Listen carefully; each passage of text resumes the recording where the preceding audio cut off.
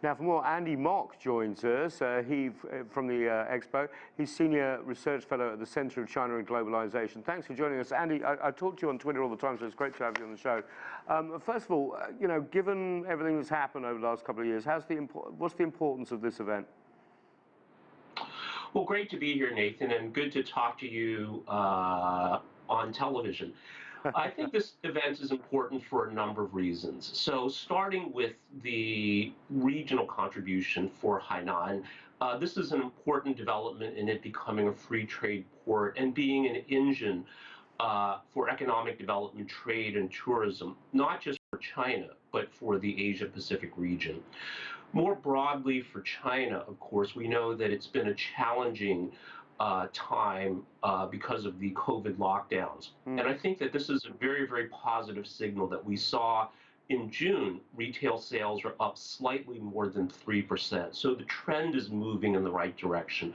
And also we need to recognize that despite all of the temporary challenges, China's consumer market is very, very important, evolving very rapidly and creating opportunities for businesses in China and all around the world. And I think that's why we can see at this exhibition that there's almost 3,000 brands, a lot of them international, and 80% of the space is devoted to foreign brands looking to enter the China market. So I think this is a very, very important milestone from a number of perspectives. Yeah, RCEP, the Regional Comprehensive Economic Partnership, obviously is on the minds of everyone. In terms of its structure, how does that help the region export into China, and what sort of products are sort of flowing in at Hainan?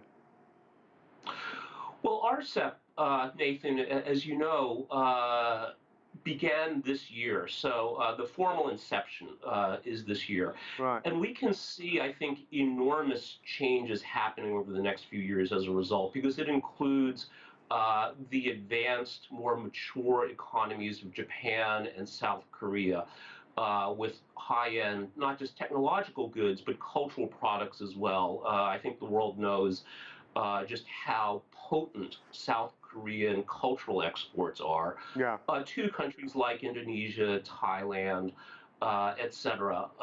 That this really is almost a mini world in terms of the diversity of economic capabilities and markets that are being delivered. And of course, I think China is a cornerstone because of the size of its market, but as well as with which the political commitment and the speed to unifying this market, because we know that China's an enormous market, but still it's an evolving one. There's still challenges to doing business in China to address it as a a unified market. And that is changing and becoming easier for both domestic companies and foreign companies as well. Well, leads me to my next point, which is essentially a question for you on everyone wants access to China's market. RCEP and other trade deals sort of help with that. But also, people have been freaked out because of COVID about supply chain stuff coming out of China. And there's also the political pressure from Washington and elsewhere as well. So how are these two things working themselves out in the heads of the businessmen of tomorrow?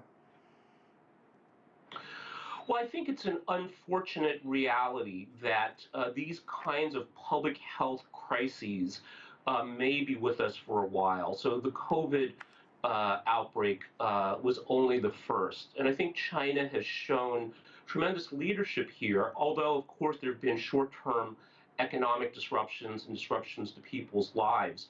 But we see a new system being built that allows economic activity, social activity to continue in the face of these challenges.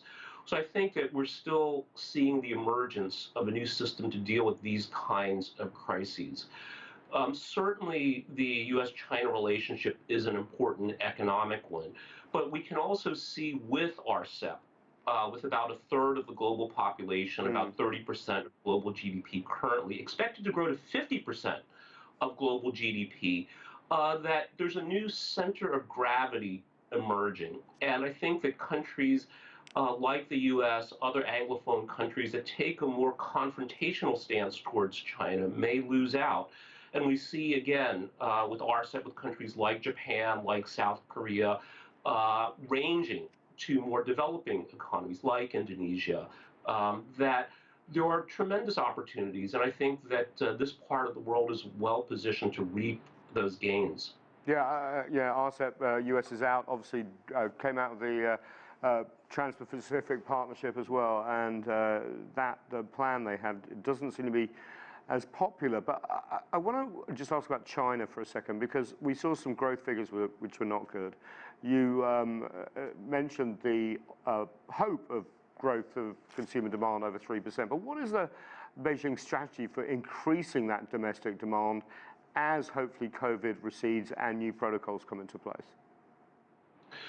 Well, I think on the one hand, Nathan, there's still uncertainty with COVID, with the new variants. We're also facing other challenges that are very, very disruptive as well, from geopolitical ones to climate-based challenges. So that's an unknown.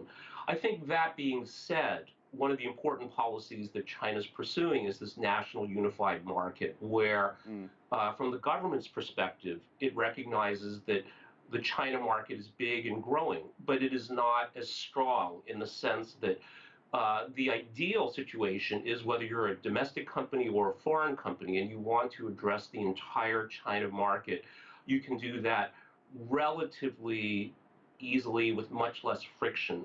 There's still important regional differences in China, Yes. Uneven enforcement of regulations, and this is an important policy development, this national unified market, that I don't think has gotten quite as much attention as RCEP, but it is complementary.